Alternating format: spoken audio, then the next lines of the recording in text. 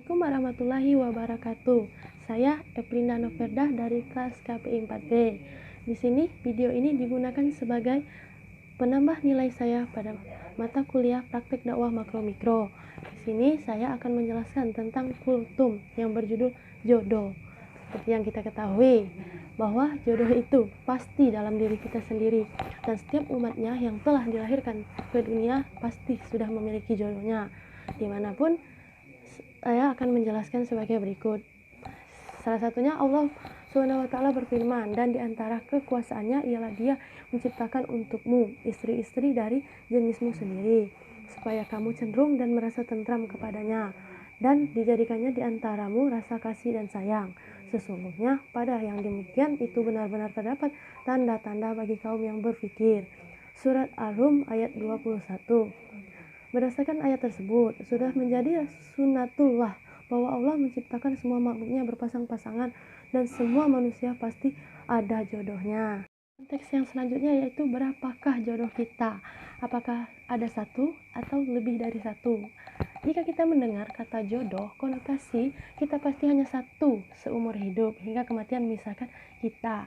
Namun, jika jodoh itu hanya satu, kenapa di antara kita masih ada perceraian?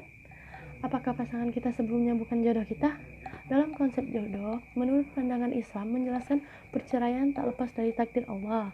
Namun, semua itu disarankan kepada hamba Allah. Walaupun Islam tidak menganjurkan untuk bercerai, namun justru terkadang perceraian membawa kebaikan pada kita. Ketika pasangan hidup tak mempunyai akhlak, sebaiknya kita harus melakukan adanya perceraian, karena tak mungkin kita akan selama-lamanya namanya makan hati atau gimana tersiksa batinnya Jadi lebih baik bercerai, walaupun tak benar jika anjuran bercerai itu baik, tapi setidaknya masih ada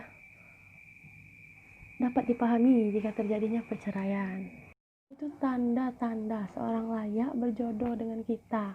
Seperti yang kita ketahui, para ulama mendefinisikan beberapa hal yang termasuk tanda-tanda dia itu jodoh kita atau bukan.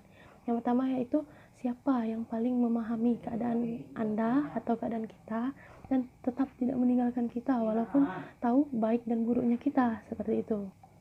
Yang berikutnya yaitu siapa yang paling bisa memaafkan kesalahan Anda. Jadi di antara satu dengan sama lainnya yang bisa disebutkan bisa berjodoh seperti itu, mungkin dia sudah bisa memaafkan kesalahan pada pasangannya. Jadi tidak bisa saling menyalahkan atau masih terdiri egois satu sama lainnya.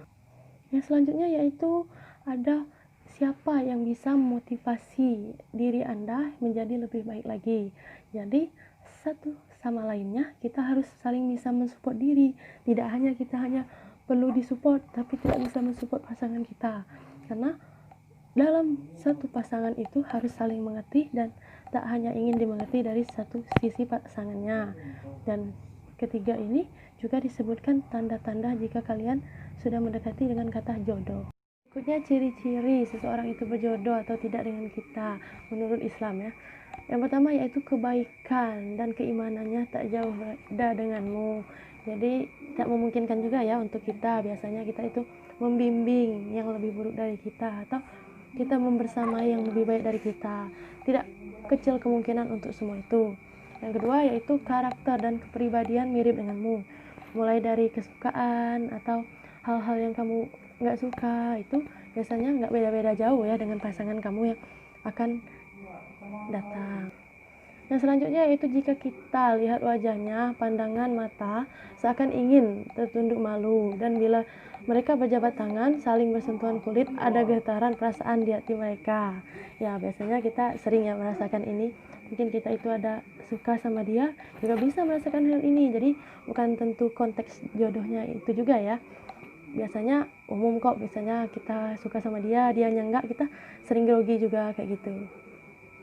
Yang selanjutnya yaitu setiap tutur atau akhlaknya mengandung agama atau motivasi tersendiri untuk kita akan mendekatkan diri kepada Allah SWT.